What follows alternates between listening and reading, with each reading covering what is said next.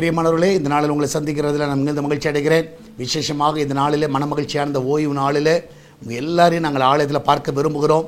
யாரெல்லாம் வர முடியுமோ நீங்கள் பெங்களூரில் இருந்தால் கண்டிப்பாக சபை விசுவாசிகள், புதிய ஆத்துமாக்கள் எல்லாரும் நாங்கள் அன்புடன் அழைக்கிறோம். எல்லோரும் வந்து பங்கு பெறுங்க.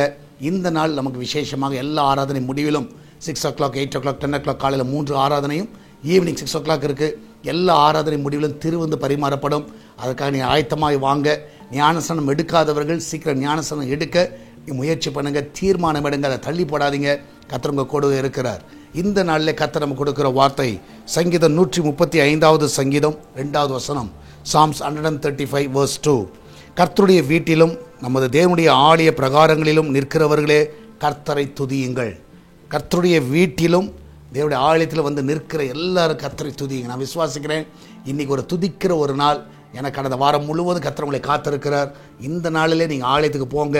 தேவ சமூகத்தில் நன்றியோடு துதிங்க. எத்தனையோ ஆபத்துகள், எத்தனையோ விபத்துகள், எத்தனையோ பிரச்சனைகள், எத்தனையோ போராட்டங்கள், நிந்தனைகள், எத்தனையோ காரியங்கள், அவமானங்கள் கடந்த வாரத்தில் இங்கே போயிருக்கலாம். ஆனால் கர்த்தர் எல்லாவற்றிலிருந்து உங்களை ஒரு சேதம் இல்லாமல் கர்த்தர் உங்களை காத்தார்.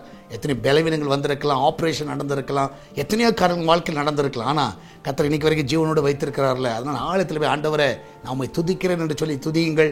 நிச்சயமாக இன்றைக்கி ஒரு துதிக்கிற நாள். இன்றைக்கி மௌனமாக இருக்கிற நாள் அல்ல. மரித்தவர்கள் மௌனமாக இருப்பார்கள். நாம் மரித்தவர்கள் அல்ல, நம்ம உயிரோடு இருக்கிறவர்கள். அந்த ஆலயத்துக்கு போங்க. இன்றைக்கி நீங்கள் போகிற ஆலயத்தில் போய் ஆண்டு நன்றியோடு துதிங்க. மனுஷனை பார்க்க போகாதீங்க, நீங்கள் தேவனை பார்க்க போங்க. தேவனை பார்க்க போவீர்கள் என்றால் நிச்சயமாய் கர்த்தரை துதிப்பீர்கள். அதனால் நான் விசுவாசிக்கிறேன் இன்றைக்கி எல்லாரும் கர்த்தரை துதியுங்கள். நம்மளாம் ஜெபிக்கலாமா? ஆண்டவரே, இந்த நாளுக்காய் சோத்திரிக்கிறோம். ஆண்டவரே, இந்த நாளில் மனமகிழ்ச்சியானது ஓய்வு நாளிலும் ஆண்டவரே உலகம் முழுவதும் நடக்கிறதான எல்லா பரிசுத்தவான்களுடைய ஆராதனையில் தேவனுடைய வல்லமுள்ள கரங்கள் கிரியை செய்யணுமா ஜெபிக்கிறேன். எல்லா போதர்களுக்கு நல்ல சுகம், நல்ல பலனை கொடுங்கப்பா. இந்த நாளில் ஒவ்வொரு சபைக்கேற்ற தூது வைக்கத்தான் நீ தர வேணுமா ஜெபிக்கிறேன். அந்த பிள்ளைகள் கொடுக்கிற அந்த வார்த்தையானது ஆண்டவரே உம்மிடத்திலிருந்து வருகிற வார்த்தையாக இருப்பதாக. அதை ஜனங்கள் கேட்கிறவர்கள் ஜனங்களுடைய இருதயங்கள் ஆண்டவரே கத்தாவை கிழிக்கப்படுவதாக. என் ஆண்டவரே கத்தா அதை ஏற்றுக்கொள்ள உதவி செய்யுங்க. அதன்படி நடக்க உதவி செய்யுங்க. என் தேவன் தாமே இந்த நாள் ஒவ்வொரு ஆசீர்வதிக்க விடுமா ஜெபிக்கிறேன். இதனால் எஸ்தர் திருச்சபைக்கு வருகிற பிள்ளைகள், யூடியூப் வழியாக பார்க்கிற பிள்ளைகள், டிவி வழியாக பார்க்கிற பிள்ளைகள் எல்லாரும் ஆசீர்வதிங்கப்பா. இந்த நாளில் அவர்கள் உண்மை துதிக்கட்டும் ஆண்டவரே. நீர் எத்தனையோ நன்மைகள் எங்களுக்கு செய்திருக்கிறீர். இன்னைக்கு நாங்கள் ஜீவனோடு இருப்பது உடைய கிருபை ஆண்டவரே.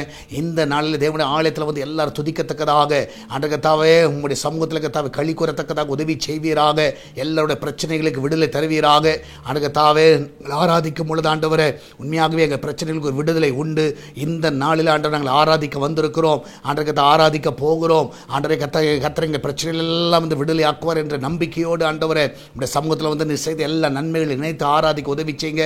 ஒவ்வொருவரை பலப்படுத்துங்க. வயதானவர்களை பலப்படுத்துங்க. சிறு பிள்ளைகளை ஆசீர்வதிங்க. ஹாஸ்பிட்டலில் இருக்கிற பிள்ளைகளை சுகப்படுத்துங்க. வீட்டுக்கு சுகமாய் கொண்டு வாங்க. இன்றைக்கி சமைக்கிற எல்லா ஆகாரங்கள் பலனாக இருப்பதாக. அவங்களுக்கு சாப்பிடும்போது ஆண்டவர் எந்த ஒரு பிரச்சனைகள் வரக்கூடாது. அந்த வீட்டில் அப்பத்திய தண்ணீர், எண்ணெயை, மாவி ஆசீர்வதிங்க. அந்த கிச்சன் பகுதியை பாதுகாத்துக் கொள்ளுங்க. ஆண்டவரை வெளியே போகலும் வரலுங்க தேவனுடைய கரம் வந்து பாதுகாத்துக் கொள்ளட்டும். இந்த நாளில் ஆண்டவருடைய கரம் ஒவ்வொருவரும் ஆசீர்வதிக்க வேண்டுமா ஜெபிக்கிறேன். வெளிநாட்டில் தங்கியிருக்கிற பிள்ளைகளை பாதுகாத்துக் கொள்ளுங்க. அவளுக்கு நல்ல சுகத்தையும் நல்ல பலனையும் கொடுங்கப்பா. என் தேவன் தாம் ஒவ்வொருவரையும் கத்தா வழி நடத்த வேண்டுமா ஜெபிக்கிறேன்.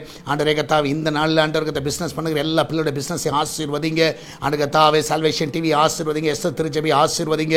ஆண்டவரே இந்த நாளில் ஆண்டவரே கத்தாவே திருச்சபை தேவைகளை சந்திங்கப்பா. வாடகை தேவைகளை சந்திங்க. ஆண்டவரே ஊழியருடைய தேவைகளை சந்திங்க. சம்பள தேவைகளை சந்திங்க. எல்லாவற்றையும் நீர் பாரத்திலிருந்து சந்திக்க வேண்டுமா ஜெபிக்கிறேன். ஆலயம் கட்டுகிற பணியை ஆண்டவரே அதனுடைய எல்லா தேவைகளை சந்திங்க ஆண்டவரே. பெரிய தேவையோடு நிற்கிறோம். இந்த நாள் ஜனங்களோடு நீர் பேசுவீராக. ஜனங்கள் தாராளமாய் கொட்டுக்க உதவி செய்யுங்க. என் தேவன் தாமே தடைகளெல்லாம் நீக்கி போடுங்க. பாதுகாத்துக் கொள்ளுங்க. மகிமையான காரியங்களை செய்யுங்கப்பா. ஆண்டவரே கத்தா ஒவ்வொருவரையும் ஆசீர்வதிங்க. இதனால் தேவனுடைய கரம் எல்லாரையும் பாதுகாத்துக் கொள்ள வேண்டுமா ஜெபிக்கிறேன். இதனால் சபையில் நடக்கிற 4 ஆராதனை பொறுப்பெடுத்துக் கொள்ளுங்க. ஆண்டவரே 4 ஆராதனை கர்த்தருடைய வல்லமை நாங்கள் பார்க்க உதவி செய்யுங்க. ஜனங்கள் ஆண்டவர் உம்மால தொடப்படுகிறதை பார்க்க உதவி செய்யுங்க.